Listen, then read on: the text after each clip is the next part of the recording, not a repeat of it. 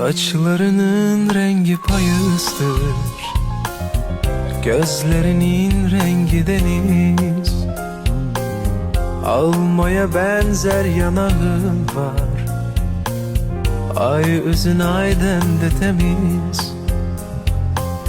Goncalı dağlarda gülüşler, yine gözlerime gülünsün. Beni benden alan öpüşler, yine etrafıma bürünsün.